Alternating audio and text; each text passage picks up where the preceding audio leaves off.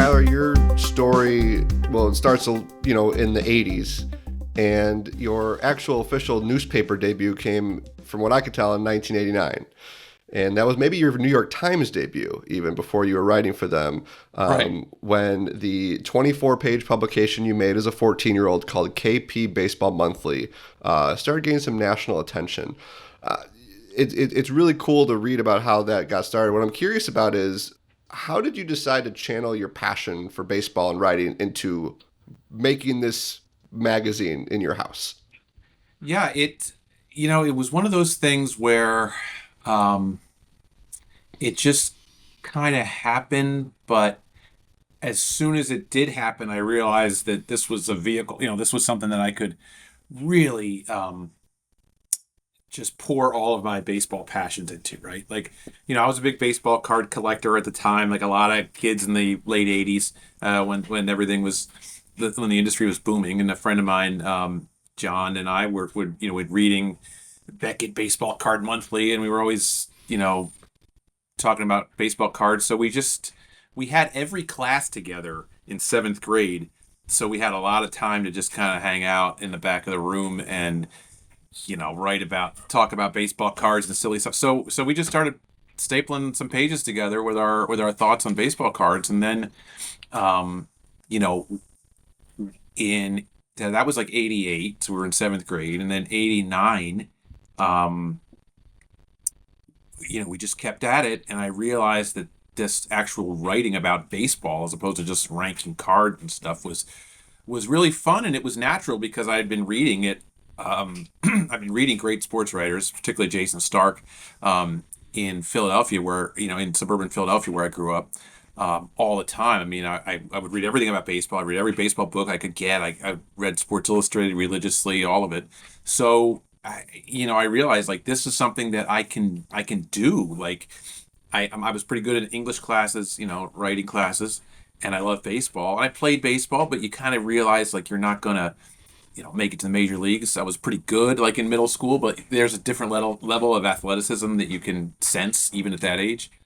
And I knew I just loved baseball so much that I really wanted to be around it as a career. And so when I was 14, that was the year 89 when I really just kind of started to realize like, hey, this is how I can have a life in baseball because this is what I do best in the baseball world. So 4 years later, the Philadelphia Inquirer wrote about you as you're about to start at Vanderbilt, and your baseball magazine is again continuing to little take off. And the article is about how you start college and you're going back and forth between the first months of college and the Phillies are in the World Series. What do you remember about those weeks and kind of what your life was like? It was a bit unusual for a 17, 18-year-old at that time.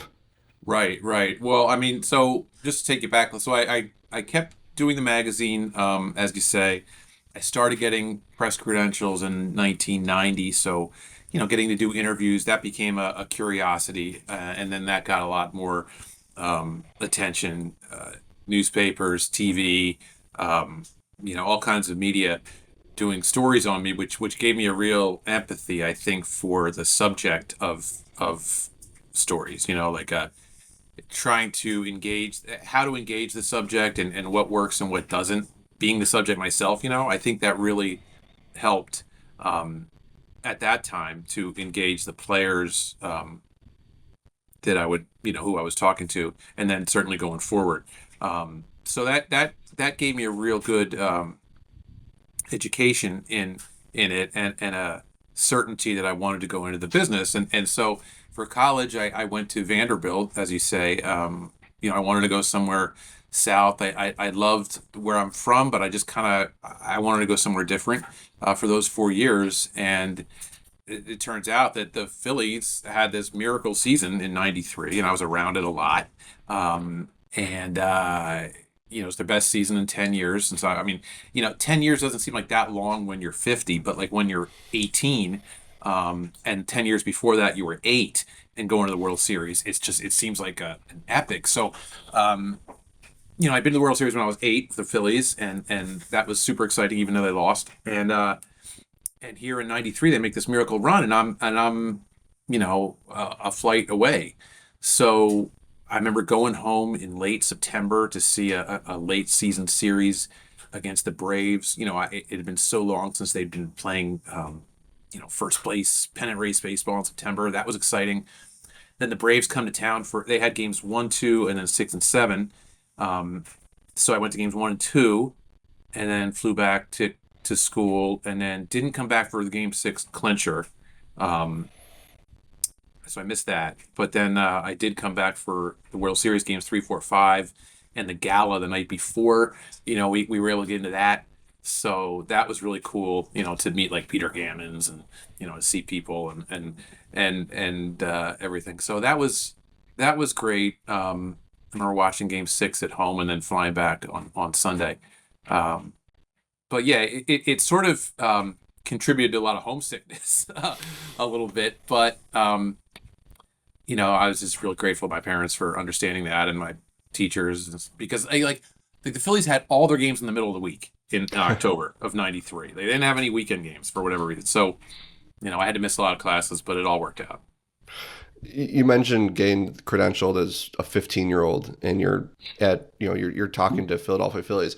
You and I have been in locker rooms where grown adults don't handle themselves properly in terms of asking questions or knowing how to have some kind of decorum in a clubhouse. How did you know, or what did you do when you were that young to make it so that the team would allow you to be around and players and managers trusted you and respected you, and you weren't like a caricature. You weren't just this bit, that they understood that you were serious about this. Right. Yeah. I mean, there was nobody like holding my hand. There was nobody I was shadowing or anything, like, an older person say, "This is my partner." He's learning the ropes. It was just throw me in there and figure it out. And the first time was a field pass. I did, they kind of eased me in a little bit, in the sense my dad had been in the Army Reserves with Dave Montgomery, who was a executive with the Phillies. And I think Dave, told the PR staff, "Hey, why don't we get this kid? He's doing this magazine. He's a family friend. Let's just, see if we can help him out." So I got my first pass was an interview in spring training with a rookie pitcher named Pat Combs, who remains a friend, which is really cool. And so, Chris Wheeler was their broadcaster, and he led me down to this area behind the right field wall, and I talked to Pat, and so that was my first interview, and I handled myself well, I guess. And then I started getting some field passes at the stadium, at the vet. Handled myself well, I was in the press box, and I guess they're just paying attention, and they're like, "You know what, okay, let's just give him a clubhouse pass, and let's go to the next natural step." And mainly I'd go to the visiting side, because the Phillies were always there. So, the visiting teams were only in for 3 days at a time usually. So I would just go over there and try to talk to Will Clark or Tom Glavine or Ryan Sandberg or whoever the big guys in the National League were. Tony Gwynn was, the most influential on me. He actually noticed when I was at Vandy my last year doing the magazine that I was wearing a Vanderbilt shirt one day, and he said he noticed I went to Vanderbilt, and he put me in touch with Buster Olney, who was their beat writer for the San Diego Union Tribune, and so I got to strike up a friendship with Buster. And then 4 years later, Buster was the New York Times and told his editor, he was a kid out in California by then, why don't you check him out? And so I'd have coffee with the New York Times sports editor, almost 22, 23, and that was all because Tony Gwynn, thought to put us together. So it was really, heady times, but I think I think I just was raised well, I guess, to be respectful of other people's time. And I think when you're in the clubhouse, if you have any kind of sense of self-awareness at all, you understand that it's their workplace, and it's our workplace too, in the sense that we're doing work, but it's their room, and we, need to be respectful of their time and just basic social cues, right? Like if they're talking with somebody else, you don't interrupt them. If they're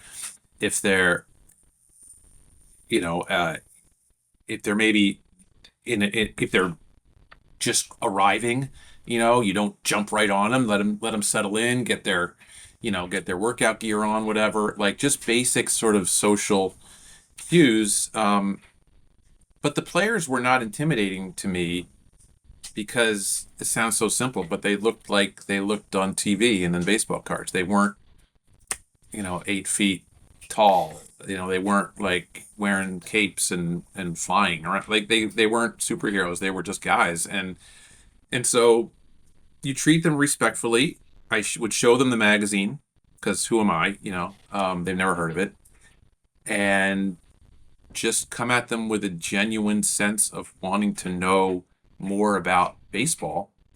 And I think it worked. I mean, baseball people are actually generally really good guys, and they understand that, like, who's a phony and who's in it for the wrong reasons, or who's like trying to think they know everything, and they sort of appreciate it when you just come at it with a sort of, I won't say innocence, but an authenticity. Um, and I guess that came across. Yeah, I think that comes across really well in your book. I talked to you before, and I just finished your book K, where you go through the 10 pitches, and you walk through some of your interviews with pitchers where you're asking them, how do you do this? How do you make the pitch move in those directions? And obviously, you hone that at an early age. Your first professional beat as an adult, not writing the KP Baseball Monthly, was the Angels, correct, for the Riverside Mhm. Press Enterprise. Exactly. How did you get that job? Well, I had internships in college. That I stopped doing the magazine after freshman year, middle freshman year, or middle of sophomore year. So after sophomore year, I didn't have an internship, and I worked for the Phillies actually because they had a strike the year before. They weren't doing interns, and they said you could come work for free, and that was great. That was easy for me to do, and then they actually ended up paying me. They're very classy in that sense. But 96, the following summer, I had an internship at the Boston Globe, and then the next internship was at 97 at the Washington Post.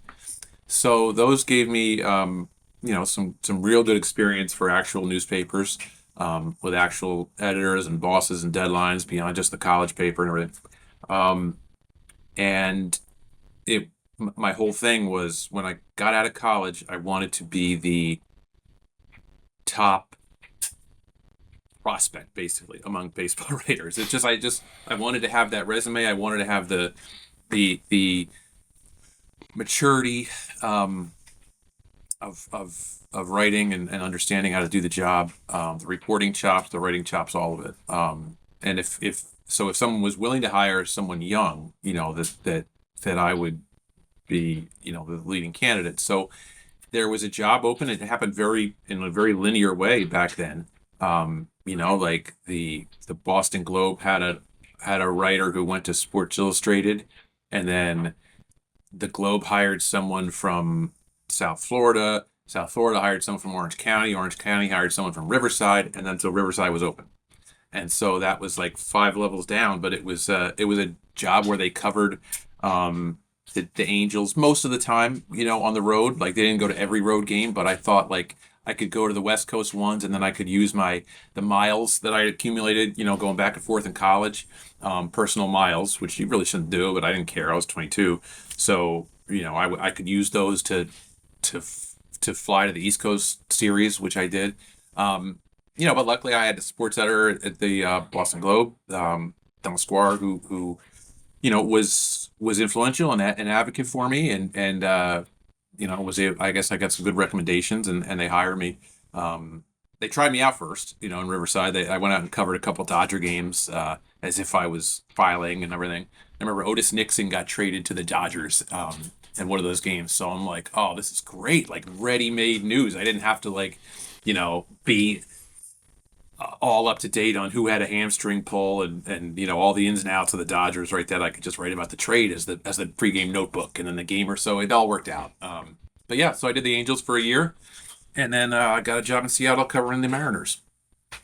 That year covering the Angels, you've had, as you mentioned, the internships. You've been around pro ball players for a lot longer than most 22-year-olds had at that point. But Mhm. when you're in it and you're on the beat and you're getting a paycheck and all that, what were some of the, we always talk on this podcast about welcome to the big leagues moments. I wonder, did you have some of those that first year on the beat, just kind of, again, going through it in a little bit of a different experience than what you had done previously?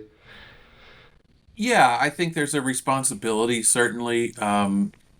when you are working for someone that you don't have when you're working for yourself. And when and you have that when you're an intern, but also when it's your own beat, you have a sort of feeling of obligation and duty to it. So, um, getting to know the players and getting along well with almost all of them, but having a couple who just didn't like you for whatever reason, that and learning how to deal with that was kind of tricky. But that was a veteran team, and I had to kind of hang in there and understand them and work to gain their trust or at least acceptance, and that went pretty well. I think the one funny story I could say though was the first road trip was to Cleveland, and we flew in the night before, and I went out with a couple of the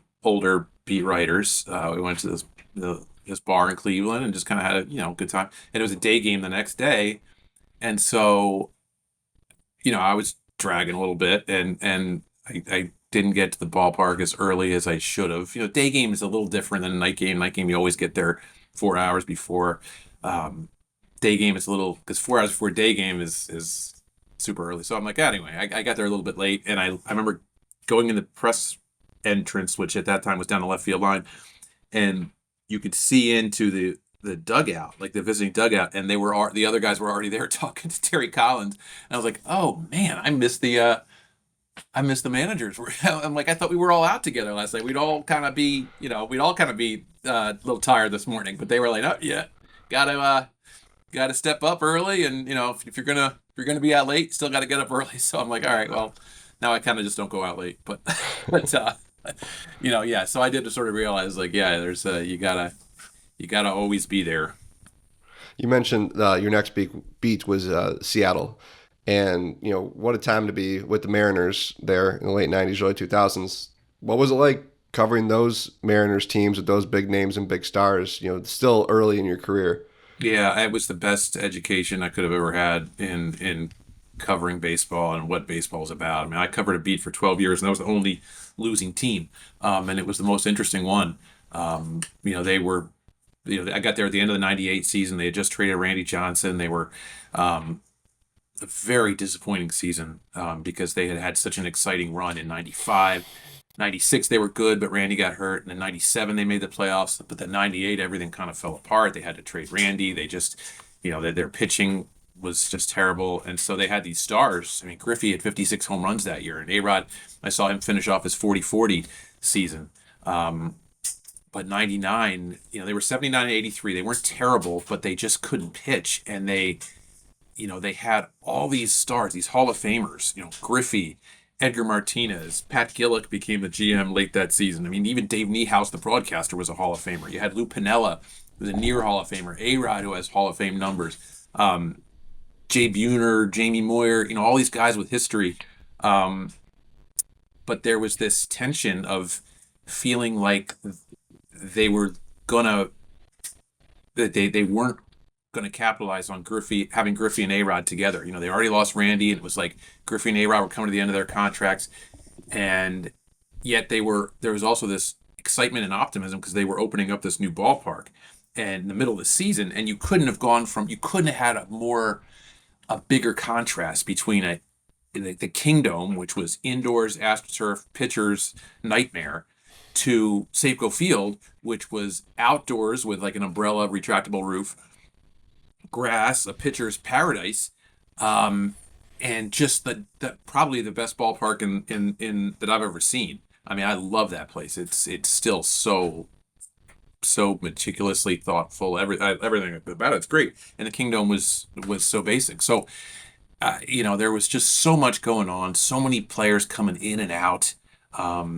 Just understanding what it's like to cover a team that's struggling a little bit or that's not quite living up to its expectations was really interesting, and dealing with people, personalities like Ken Griffey Jr., and really learning how to understand who he is and how to interact with someone like Kenny, and we ended up having a great relationship, but it wasn't easy at first. So um, that was I think about that year all the time, and because it was only a year and 4 months. It's very very clear in my memory everything that happened. So yeah, that was incredibly important and formative for me. How did Also, I you met my get? wife in Seattle, so Oh, it was it was a big year. Yeah. there you go. How did you get to a point with Ken Griffey Jr. where you guys were, on good terms? What was that process like?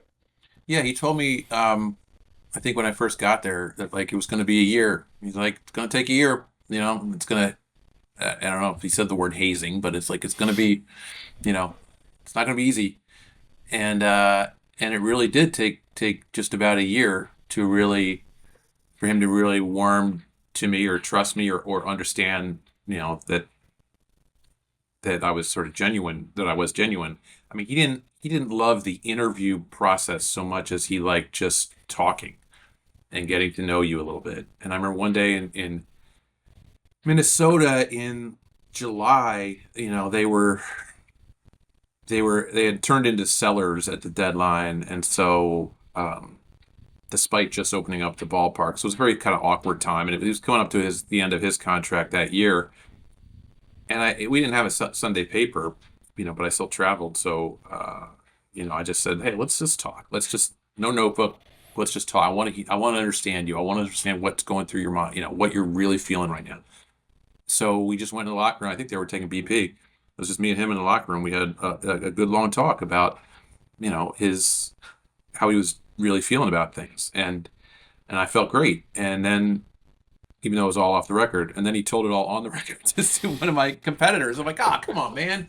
But I did feel like that established a kind of trust and a kind of sense that I just wanted to know him and get him to know him on a more real level.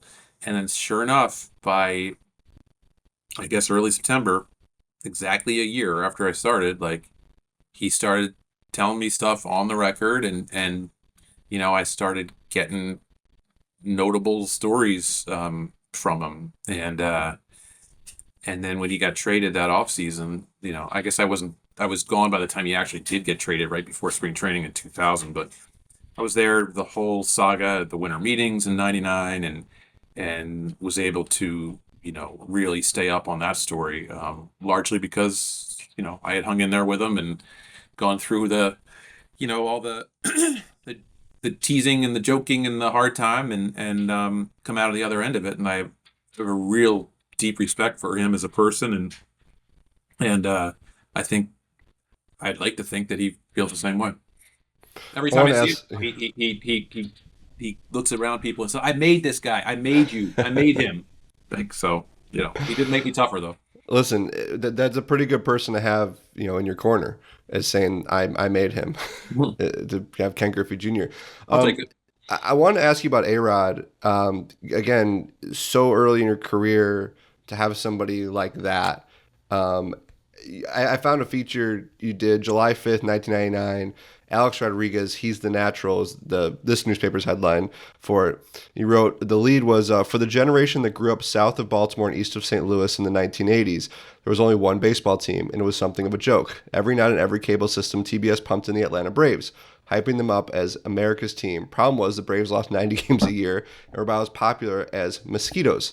One Miami boy felt sorry for them. Alex Rodriguez would finish his homework and hop over to the couch every night at 7:40, ready to call balls and strikes for Rick Mahler or Pascual Perez or some other hapless hurler. He admired the way the Braves played hard no matter the score, and he couldn't take his eyes off the guy wearing number 3. And then you go into Dale Murphy, Hmm. and you go into that connection. And then A-Rod, who, as you said, you saw him 40-40.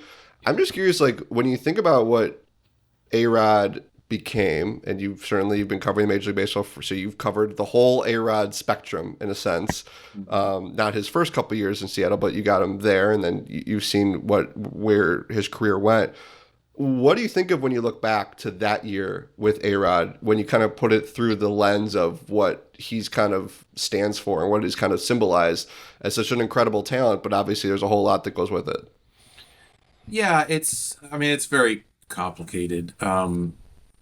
You talk about Murphy. Murphy's a guy I knew in Philadelphia.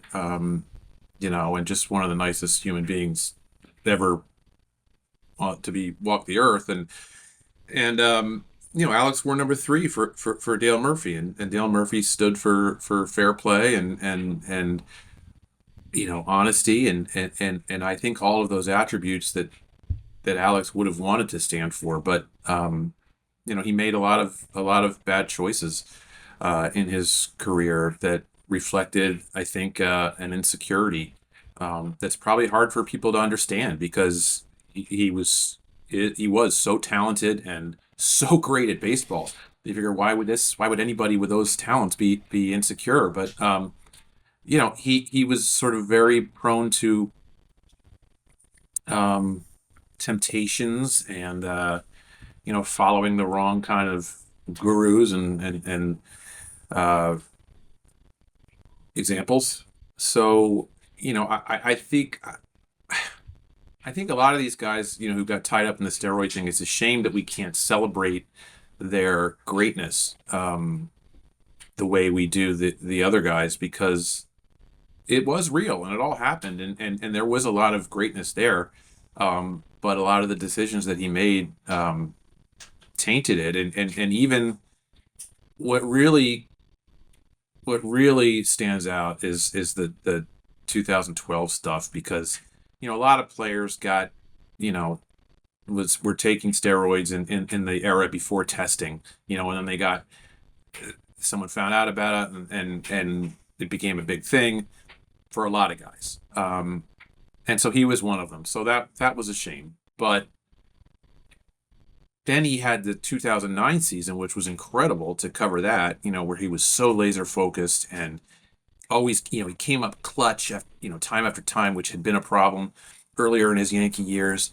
And he had it. He had it all. And then a couple of years later, 2, 3 years later, he's back to taking gummies and all kinds of, like steroid gummies and just following this, the Tony Bosch biogenesis stuff. And it's like, why did you need to go to do that again? Like you kind of not got a pass, but like you came through it. You had the storm, you weathered it, and then you just do it again. It was almost like, not to get political, like Bill Clinton, like he he weathered the storm in the Jennifer Flowers thing. Like he got elected. Like he passed through that gauntlet, and then he still ended up tainting his presidency by going back to the same kind of scandal that he had already survived. So it's just a shame, as someone like that guy. I feel like that presidency should be celebrated more, but the first thing people think of is the scandal, and it's like the same thing with A-Rod, like that, and Bonds too, for that matter. But especially specifically A-Rod, like he didn't. I don't think he needed all that stuff, and he just couldn't resist it. So Yeah, and it's a that shame. It's a shame, and anyway, I do think he really does love baseball, and I get that about him, and I appreciate that about him. But the other stuff is just still hard to reconcile.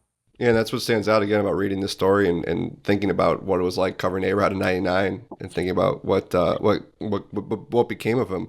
I'll go back to KP Baseball Monthly. That's something that if you're a 14-year-old now who loves baseball, who loves writing, you can certainly do that, but it's not going to be like the way you did it in 1988. Uh, let's say I'm sure you've talked to a lot of aspiring journalists over the years who know your story, read your story. What advice do you give them? Because again, there might be some version of that in 2025 that somebody could do and get noticed, but obviously it's a much different time for our industry. So what do you tell young people?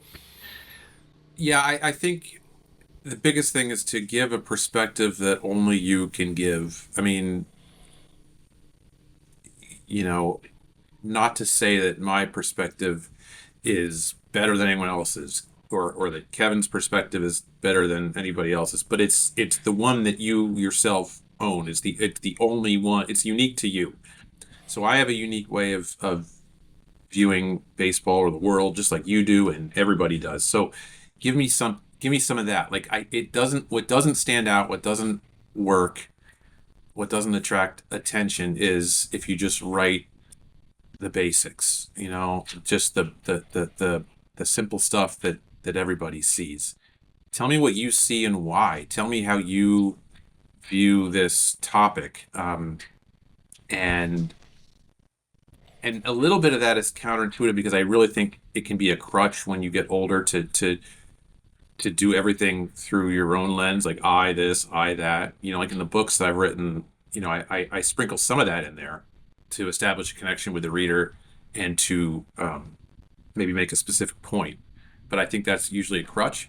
But I feel like in younger writers, like, give me some sense of who you are, not even necessarily what you feel, like your opinions, but just like who you are even as a writer. Try different things. Find your own style. I can go back and look at the magazines and even my years at the Vanderbilt Hustler, the college paper, and see a writer who's trying on different outfits and trying to find what works, finding your voice. And so take advantage of the creativity that sports writing offers, where you can have a little freedom to freelance a little bit or just have fun with the craft rather than just having to write everything the same exact way. Find a way to do it that distinguishes you and that you're comfortable with. Find that outfit that expresses who you are. KP Baseball Monthly in 2025 would probably be KP Baseball Hourly on TikTok. Would be kind of like, Right. What somebody would do. But it's content. It's what, again, what our kind of society craves. But I want to wrap up. Yeah, and I don't know what that Yeah, would be now. I mean, yeah. that's like, what the 14-year-olds are consuming now is completely different than what it was in 1989, but they would know that realm better than me. But whatever realm it is, just give me some content that's different and that's going to stand out, but mostly that's genuine. That's how you see the game or how you're looking at things, because boring just isn't gonna do it. And not that you have to be like crazy or wacky or whatever, but just be yourself and do as much of it as you can. That was the thing with the writing, was that I just wrote all the time. Sorry. I just wrote all the time. So the more you wrote, the better you got, the more experience you had, and the more you loved it. So just do a lot of it and you'll get better. And also read the right people or watch the right content creators or whatever. Because you're not going to improve by reading or watching things that are bad. And it's the simple way to put it.